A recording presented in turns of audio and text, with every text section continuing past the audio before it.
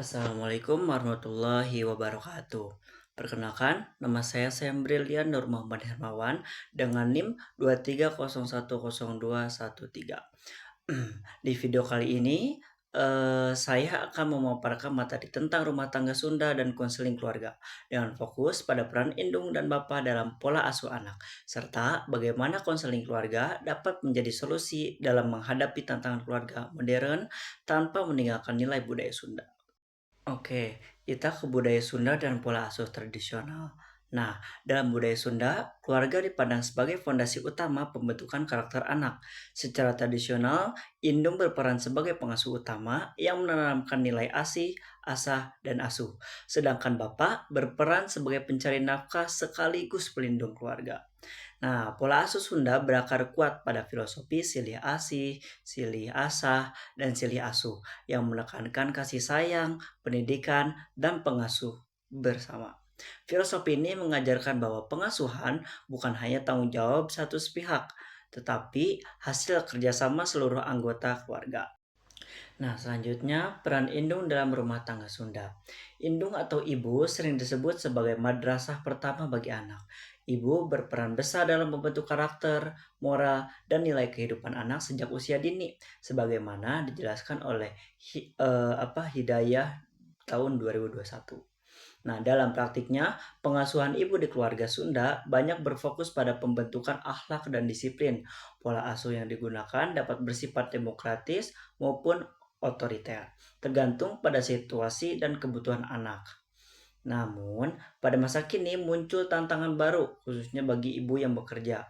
Ibu dituntut mampu mengatur waktu antara pekerjaan dan pengasuhan anak tanpa mengurangi kualitas perhatian dan kedekatan si emosional.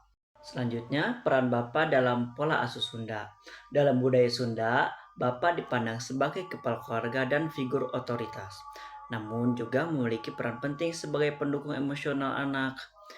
Nah, seiring perkembangannya zaman, terjadi pergeseran peran. Ayah tidak lagi hanya berfokus pada pencarian nafkah, tetapi mulai melibatkan aktif dalam pekerjaan domestik dan pengasuhan anak. Hal ini menandai berkurangnya budaya patriarki tradisional. Keterlibatan ayah terbukti penting dalam perkembangan moral dan sosial anak, serta dapat mengurangi resiko munculnya masalah perilaku pada si anak. Nah, selanjutnya nih ada dampak ketidakhadiran orang tua dan peran keluarga luas. Salah satu fenomena yang sering terjadi adalah ibu migran atau orang tua yang bekerja jauh dari rumah. Jarak fisik ini dapat memengaruhi pola asuh dan perkembangan anak, seperti yang diungkapkan oleh Wilodati et al. 2024. Dalam konteks ini, keluarga besar seperti kakek, nenek, dan paman berperan sebagai sistem pendukung utama dalam pengasuhan anak. Namun demikian, anak yang tumbuh tanpa figur ayah atau ibu yang konsisten berisiko lebih rentan terhadap pengaruh negatif baik dari lingkungan, sosial maupun media digital. Nah, selanjutnya ini ada konseling keluarga sebagai solusi pola asuh Sunda. Nah, konseling keluarga hadir sebagai solusi untuk membantu keluarga mengatasi konflik, peran, dan permasalahan komunikasi. Melalui konseling, keterlibatan aktif indung dan bapak dalam pengasuhan serta pengambilan keputusan keluarga dapat ditingkatkan. Pendekatan konseling yang berbasis budaya lokal sangat relevan karena mengintegrasikan nilai-nilai silih asih, silih asah, dan silih asuh ke dalam proses pendampingan keluarga.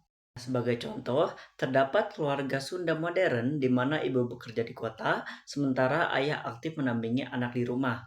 Melalui konseling keluarga, pasangan ini belajar mengelola stres, membangun komunikasi yang efektif, dan membagi peran secara seimbang.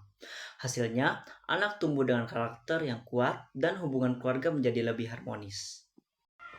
Nah, selanjutnya ada tantangan dan peluang di era digital. Di era digital, anak-anak menghadapi tantangan baru berupa pengaruh gadget dan media sosial terhadap perkembangan psikologis dan sosial mereka. Nah, orang tua memiliki peran penting dalam literasi digital, pengawasan konten, serta pembentukan sikap bijak dalam penggunaan teknologi. Konseling keluarga dapat menjadi media edukasi sekaligus penguatan pola asuh yang adaptif terhadap perkembangan teknologi. Nah, sebagai kesimpulan, Peran indung dan bapa dalam keluarga Sunda bersifat saling melengkapi dalam membentuk karakter anak dan menjaga keharmonisan keluarga. Konseling keluarga menjadi alat penting untuk menghadapi dinamika dan tantangan modern, sekaligus sarana pelestarian nilai budaya Sunda dalam pola asuh. Nah, sebagai penutup, mari kita tingkatkan komunikasi dan keterlibatan kedua orang tua dalam pengasuhan anak. Manfaatkan konseling keluarga sebagai solusi yang praktis dan berakar pada budaya. Jadikan indung dan bapak sebagai pilar utama dalam membangun generasi masa depan yang berkarakter, harmonis, dan budaya. Mungkin cukup sekian dari saya. Saya Brilian mengucapkan terima kasih. Wassalamualaikum warahmatullahi wabarakatuh.